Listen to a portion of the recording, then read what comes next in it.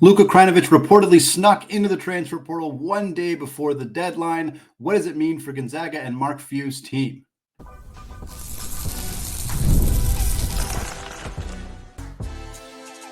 You are Locked On Zags, your daily podcast on the Gonzaga Bulldogs. Part of the Locked On Podcast Network, your team every day.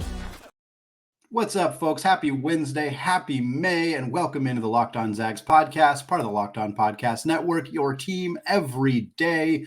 I am your host and longtime Gonzaga podcaster, Andy Patton, here to bring you news and updates on all things Zag athletics. Today's episode of Locked On Zags is brought to you by Monopoly Go.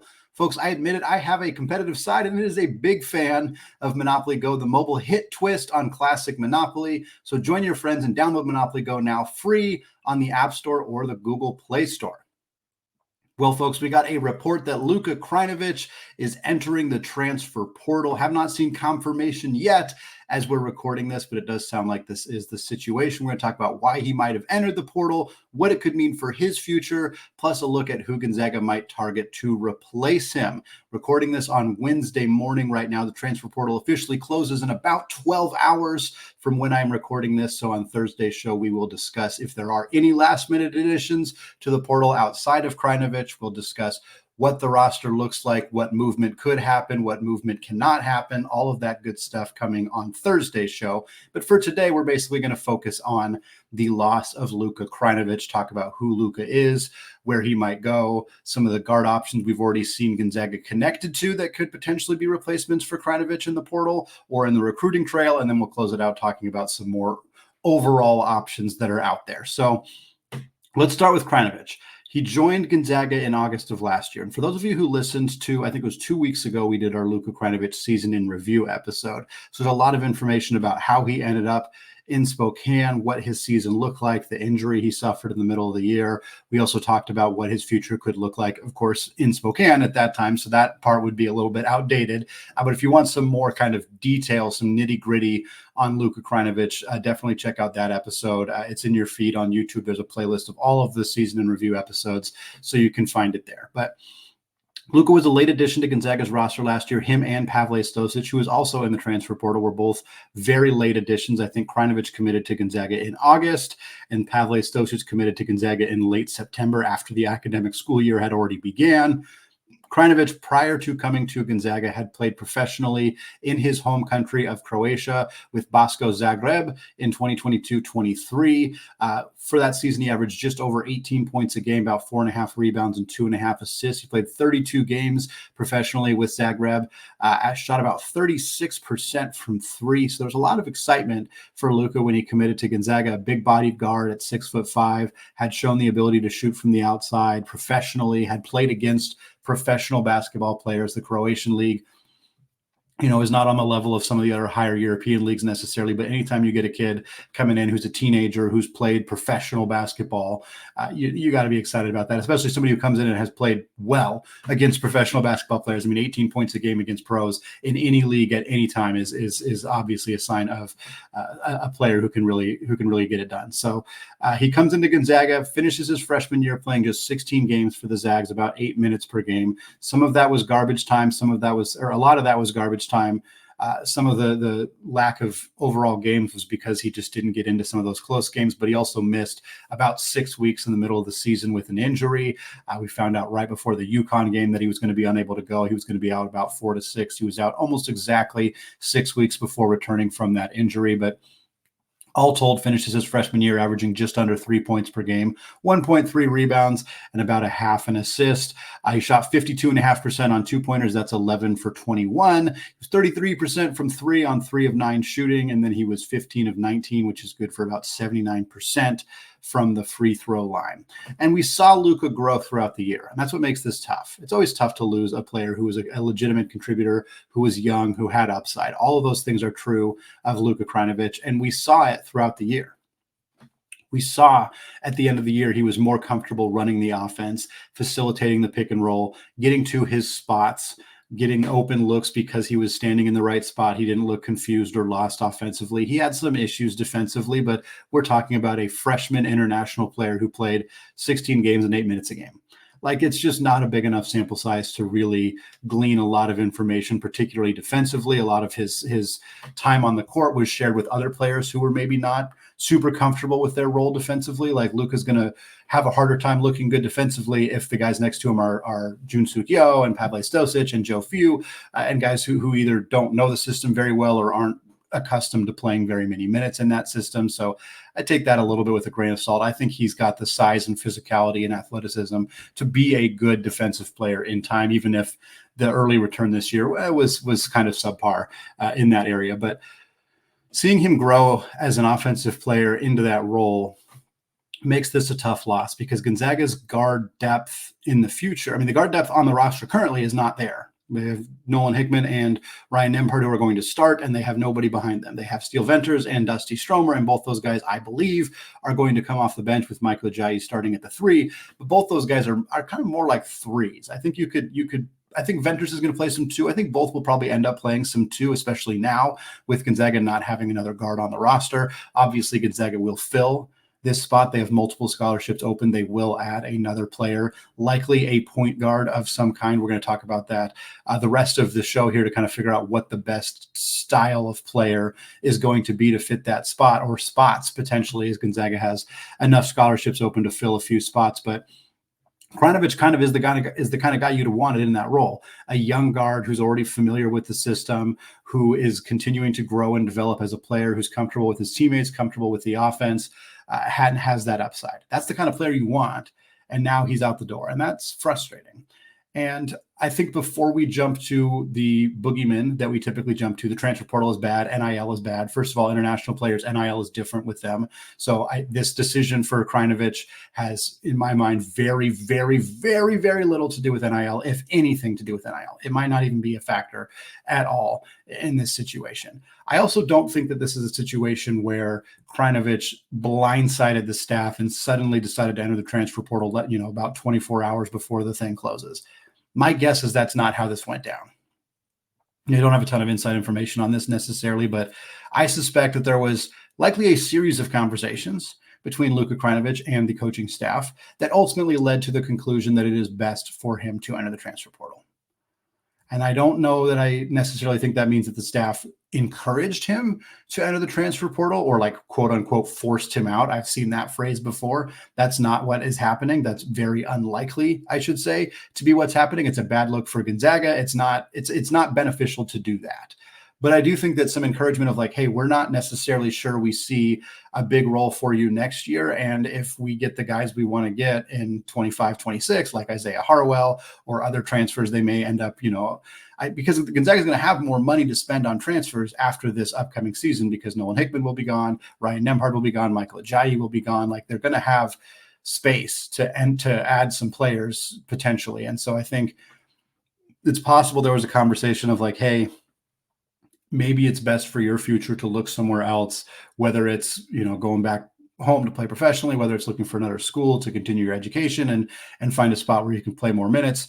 But my guess is that there was some conversation here, and maybe not a mutually agreed upon decision, but more of a, here are the facts, here's the information, here's what we see for your future in Spokane, and do with that kind of with you what you will. And Luke ultimately decides to enter the transfer portal. Again, I'm speculating here more than anything else. I don't want this to be taken as like gospel or fact or anything, but for people who think, wow, he just blindsided the staff, I highly, highly doubt that it was that.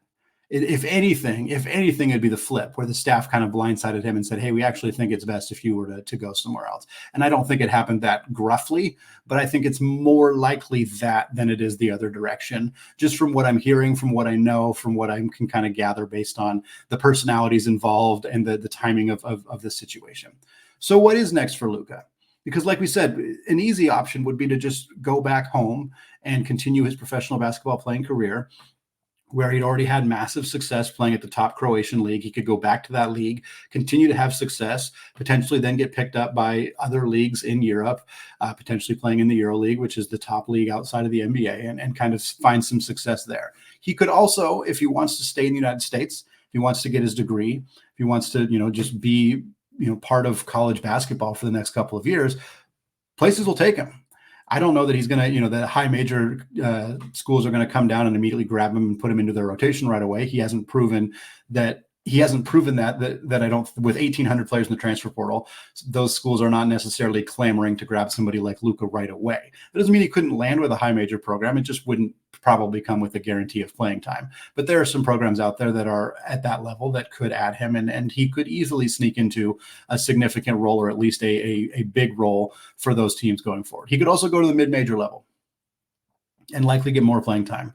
I say go to the mid-major level. I know people like to argue whether Gonzaga is or not. They're kind of a weird middle ground in that area, but he could go to, somewhere like Seattle U. He could go somewhere like San Francisco. He could go to the A10 potentially if he wanted to go out there. The Big West Conference if he wants to stay on the West Coast. Like, there are options out there that I think would fit him from a perspective of wanting to continue your education and get your degree, wanting to play more minutes. If he wants to stay on the West Coast and stay in the area, like I said, Seattle U or San Francisco are places that make a lot of sense. They're places that have a history of recruiting international students successfully, and I think that does matter. Certain schools just aren't as good at bringing in international players, and so you want to go somewhere that is going to be more comfortable in that regard. So I think there are plenty of options for Luka, and I'm really excited to see where he ends up. Seriously, I think that this is, it's fun to see Colby Brooks getting Division I attention. I think eventually we'll see Pavle Stosic getting some attention if he doesn't decide to return home as well. But if Luka decides to stay in the United States and play college basketball, I think a lot of schools are going to be interested, and I think there's an opportunity for him to end up somewhere that really helps elevate his game and helps elevate that program's game, and I really want to see that happen for him. We kind of teased that we're going to continue to talk about this situation for Gonzaga because they've already been tied to a handful of players, both recruiting and in the portal, who could be options to replace Luka Krajnovic in Gonzaga's rotation next season. And we're going to talk about who those might be in just a second. Right after I tell you that today's episode of Locked On Zags is brought to you by FanDuel. Folks, it is playoff time in both the NBA and the NHL. Baseball is in full swing, and FanDuel is your place to bet on every single game because right now new customers get $150 in bonus bets guaranteed. That's $150 win or lose. So bet on everything from slap shots to home runs to slam dunks, all on an app that is safe, secure, and super easy to use. Gonzaga right now is at plus 2,500 odds to win it all in 2025. Like I said before, that has already dropped from where it was at the end of the season. So if you want to maximize your profits and bet on this team, then what are you waiting for? Visit FanDuel.com/lockedon and make your first bet an automatic W. FanDuel, America's #1 sportsbook. All right, folks, segment 2, still Andy Patton, still Locked On Zags podcast, and we're still talking about the fallout from the decision by Luka Krajnovic to enter the transfer portal less than 24 hours before the transfer portal deadline officially closes. And what I want to talk about now is where does Gonzaga go from here? Because looking at the roster, there hasn't been a lot of overhaul of changes from last year's team, but guard depth was an issue on last year's team. And now without Luka Krajnovic, it's even more of an issue. Obviously, Steele Venters is healthy, and he's going to step into a role, and I think he can play some 2. If nothing else, he can play some 3 and push Dusty Stromer down to the 2. I do envision Venters being able to play a good amount of minutes as the combo guard, as kind of that 2-guard position, which means that you kind of have 2 point guards in Nolan Hickman and Ryan Nembhard. If Nembhard's sitting, Hickman can slide to the 1, Venters can slide to the 2. And so you kind of have a little bit more versatility and flexibility, but at the end of the day, you still need a backup guard on this roster. You probably needed one before Luka Krajnovic entered the transfer portal. Now you definitely need one. And there are a couple of options. And what I want to talk about now are some of the young guard options. Guys who Gonzaga could identify either as recruits or as transfers who could be multi-year guys. Now, you can't really guarantee anybody's going to be a multi-year guy in the modern era, and that's just part of the deal. But I think for Gonzaga, trying to find guards who they can recruit to come in now without a promise of huge playing time because of Ryan Nembhard, because of Nolan Hickman, because of Venters and Stromer and Najayi and everybody else kind of fitting into those roles. But guys who could come in, play a smaller role on the bench, and then have a bigger role the following season when Nembhard's graduated, when Hickman's graduated, when Najayi is graduated, when there is a big dearth of availability for playing time in that area. So these are all guys that we've talked about on this podcast already. In fact, if you listened to Monday's episode, the Mailbag Monday episode, we discussed all 5 of these players very briefly in the first question of the show of who among these players would I most want to see in a Gonzaga uniform? So we're going to kind of expand that conversation here a little bit, talk about each of these 5 players who have been connected to Gonzaga in some capacity, who could fill that role as a younger backup guard for Gonzaga next season. Number one is the top option, the dream option, the best case scenario, and that's Nolan Traore. Nolan Traore is a guard from France in the 2024 class. He would be eligible right away to play this year if he committed to Gonzaga. He is tremendously talented. He's great at navigating the pick and roll. He's a high-level shooter, scorer, very cerebral basketball player. Obviously, French basketball has been at a really all-time high right now with Victor Wembanyama. Gonzaga has had a rich history of French basketball players succeeding in Spokane. Romy Turioff kind of started it off. Joel Ayayi, and Killian Tilly have been more recent examples as well. I know that Traore came to Gonzaga, watched them play San Diego State. He sat with Killian Tilly, spoke to him about that. So there's already a connection there. They've already kind of leveraged some of the connections with previous French players to try to convince Traore to come to Gonzaga. But the deal with Traore is he's probably too good to come to college basketball for what isn't a guaranteed huge role. And I don't think Gonzaga recruits Traore over somebody like Nembhard or Hickman. That's hard to imagine happening or really being particularly feasible. At least it's not something Gonzaga's ever really done. Of course, you got to be adaptable in the modern era, certainly, but I would be surprised if that happened. And I'd also be somewhat surprised if Traore, when faced with the opportunity to continue playing professionally in France and then declare for the draft next year, or going to other colleges. I know Alabama's involved. I think there's some other schools that have been involved in his recruitment as well, versus coming to Gonzaga without a guarantee of playing time. It's a bit of a tough sell. I think he's a wonderful fit in Gonzaga's offense, and I think he could really thrive here, but he'd probably have to want to stay 2 years.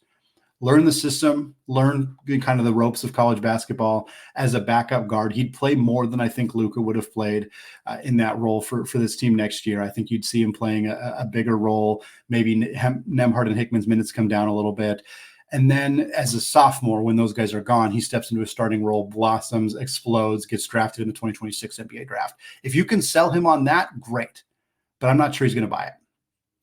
Other options, Trent Perry. If we're sticking on the recruiting trail, Trent Perry is a former USC commit who decommitted after Coach Andy Enfield left USC to take the head coaching job at SMU. He's now exploring other options. He's visited Virginia. He's looked at a handful of other places.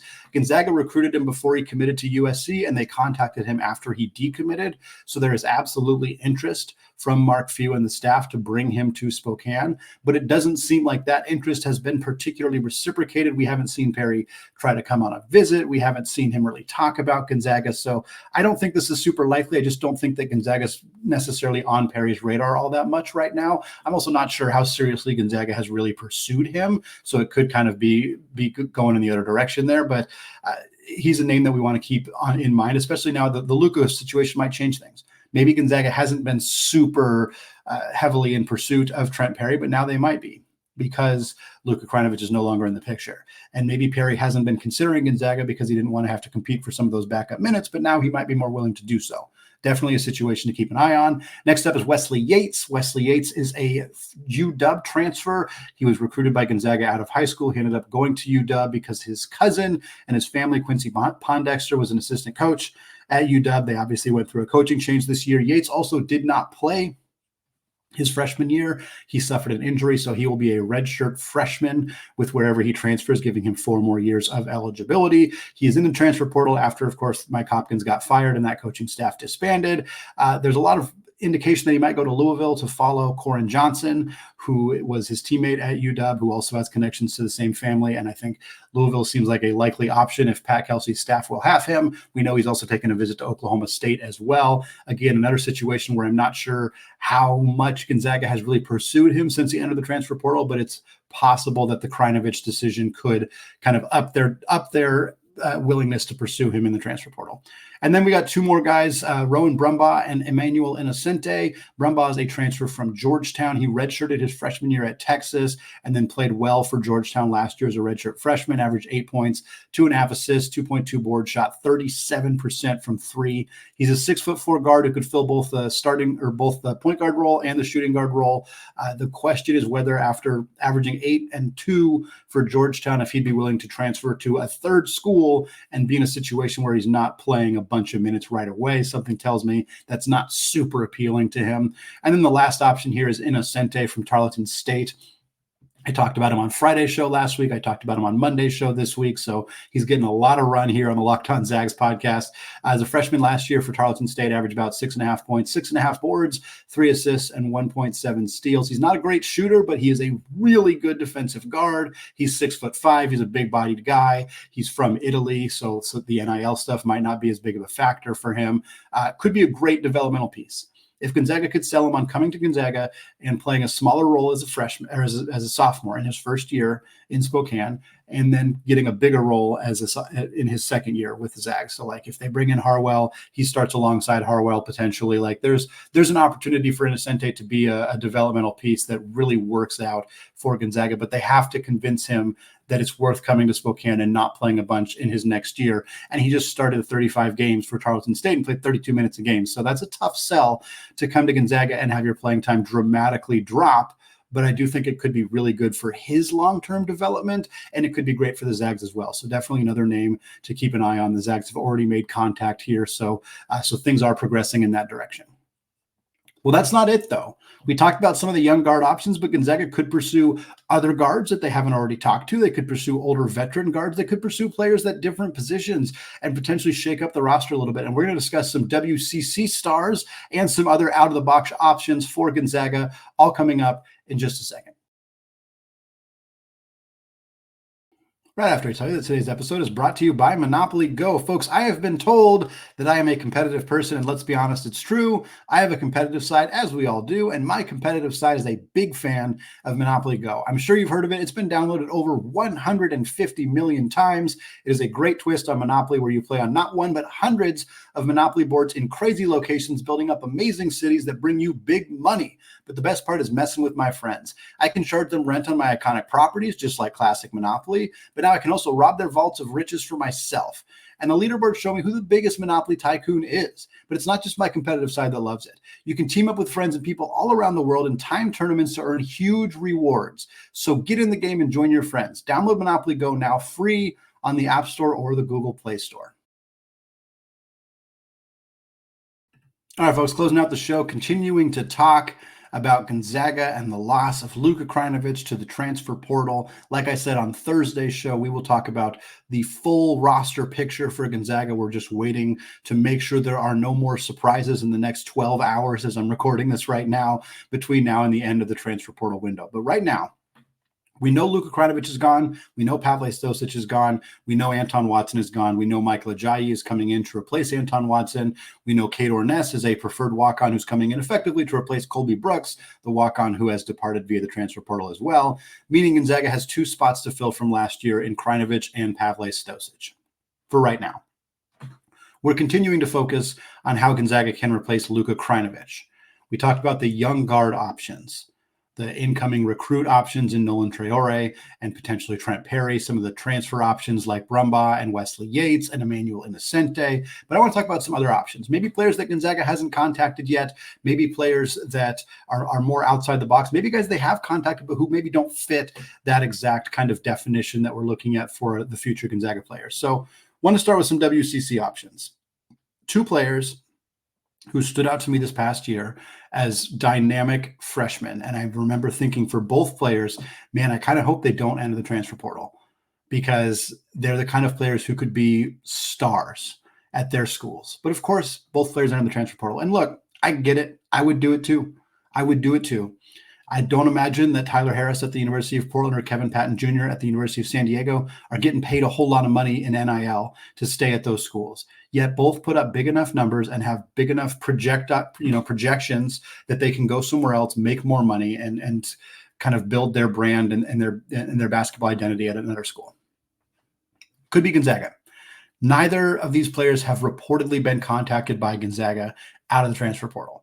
But the progression for Gonzaga contacting Michael Ajayi to scheduling a visit with Michael Ajayi to having Michael Ajayi commit to Gonzaga all happened very quickly. So that could absolutely be the case here. Both Harris and Kevin Patton are 6'8" guards, which makes them very intriguing. Tyler Harris is a really strong shooter. He's a 6'8" wiry guard. He can get to the basket. He's a very good 3-point shooter. Watching him last year, I was blown away by how talented he was. We saw him early on like big boards. like as a one and done from the University of Portland, that is just unbelievable. Now, he's not an NBA draft prospect right now. He didn't put his name in the draft, but he's in the transfer portal. And if he lands somewhere else that can really showcase his skills, he could really be a breakout candidate at the college basketball level. Again, the same conversation we've continued to have with Gonzaga is, would somebody come to Gonzaga to not necessarily play a big role right away? Tyler Harris, again, 6'8", sharp shooting guard. He's a little bit like Steele Venters. He's more athletic than Steele Venters. He's a better rebounder than him. But in terms of what role he would play at Gonzaga, there's a lot of similarities there. And that might be enough of a problem in terms of trying to recruit him, where it's like he could find somewhere else instead that is maybe going to have more of an opportunity for him. Kevin Patton's a very good defensive player. He's a 6'8" guard. He's kind of more of a wing for Steve Lavin's team. Great shot blocker. Really got a lot of steals. Some of his defensive numbers last year were some of the best in the WCC. On a team that wasn't all that great defensively, he stood out as a very good defensive player. I don't know how much of a rim protector he would be at Gonzaga, but I think he could fill a role. He's less of a Luka Krajnovic replacement and more of a Pavle Stosic replacement, a guy who would probably cut into any minutes that Yo might potentially get next year, but a guy who's very talented. Yeah, it would be cool to have somebody with my same last name, so I'm not going to lie that that's a factor here, but he's really good. And I know there's people who in the Discord channel who've talked about Kevin Patton Jr. as potentially being a transfer target for Gonzaga. So we'll see. Again, Gonzaga has not contacted either of these players, but they're two very good WCC guards that would be tremendous talents at Gonzaga, although again, the playing time in year one might not necessarily be that. Another option I want to talk about also from the University of Portland is Juanse Gorosito, Argentinian guard, spent the first 2 seasons of his college basketball career playing with the Pilots. Last year averaged about 8.5 points, 2.5 assists, shot 35% from three, but that was on 6 attempts per game. So he's a high volume 3-point shooter. He was also much better as a freshman. His freshman year, he shot 39.6% from three, and that was on about 5 attempts per game. So this dude is a knockdown 3-point shooter. He's about 6'2". He's run the offense for UP, so he can play the point guard position. He could also be an off-ball standstill, knock him down 3-point shooter. I really like Juanse Gorosito. He's only got 2 years of eligibility left, so you'd have to sell him on coming to Gonzaga, not necessarily playing a big role right away, and then potentially playing a bigger role as a senior. But again, if Gonzaga adds some bigger pieces, he might be a guy who I don't know that I necessarily see Juanse Gorosito being a starter for Gonzaga at any point in the next 2 years, and that might be not something he's interested in, and that's understandable, and that's okay. But if you wanted to come to Gonzaga to fill a third guard, backup, sharp shooting role, I think he could really thrive in that role. It just depends on what he necessarily is looking for his next college stop. A couple other options here, guys that have been contacted by Gonzaga: Roger McFarlane from Southeast Louisiana and Kasean Pryor from South Florida. And we'll go into more detail on these guys on future episodes. I'm just going to give you the quick and dirty right here. McFarlane, 6'5" guard, spent the last 3 years at Southeast Louisiana in the Southland Conference, the same conference as McNeese State. Last year, averaged about 15 points, 8.5 boards, and 1.5 assists. He's an average 3-point shooter, about 34%. He's not a point guard. He's averaged 1.5 assists per game. Like he's not a point guard, but he could play the shooting guard role. He's a big-bodied 6'5" guard who's done a lot of scoring in his college basketball career. Would only have 1 year of eligibility, so he'd have to be willing to spend that coming off the bench for the Zags. And then Kasean Pryor is a 6'8" wing. He started his career at Boise State, played 13 games in 2 seasons for Leon Rice and the Broncos, transferred to a junior college, then transferred to South Florida last year, had a breakout season, 13 points, 8 boards, 1.8 assists, 1.2 steals, shot 35% from three on about 3.3 attempts per game. There's a connection, of course, with Leon Rice and Mark Few. Gonzaga did reach out to Kasean Pryor when he entered the portal. Another guy who also has 1 year of eligibility left and is 6'8". Yes, he's kind of like a guard wing player, but he's pretty big, so not sure he exactly fits what Gonzaga needs to fill out their roster. But if he was interested in coming to Spokane, a player who averaged 13 and 8 in the American Athletic Conference for the team that finished first in the league, is certainly a player you bring in if they're willing to come to Gonzaga and you find a way to fit them into the rotation in the lineup, because he's good enough to be part of Gonzaga's core 8 next year, even if he doesn't quite fit the position that we think that this team needs. And then the last name I'll toss out there, I've already tossed it out before on the show, Bronny James. Why not? Give it a shot. Give it a shot. The talent is there. He's not elite necessarily. He probably doesn't want to come to Gonzaga for a backup role. That would be very surprising, but give it a shot. Why not? Gonzaga, Mark Few has coached the son of two basketball Hall of Famers already. He coached David Stockton, the son of John Stockton. He coached Domantas Sabonis, the son of Arvydas Sabonis. Why not coach Bronny James, the son of another future Hall of Famer in LeBron James? Is it realistic? Not really, but let's just toss it out there to close out the show as well. It's going to wrap it up for us today here on the Locked On Zags podcast. Like I said, we'll be back on Thursday with a full look at what Gonzaga's roster situation is once the transfer portal is officially closed. Ideally, it looks a lot like what we talked about today, and there are not any major surprise changes in the next 12 hours. But of course, it's the transfer portal era, so you never really know. We'll be back on Thursday with that. We'll be back on Friday, closing out the show and the week, potentially getting another one of our season in review episodes done as well. Thanks for listening, and until next time, as always, go Zags.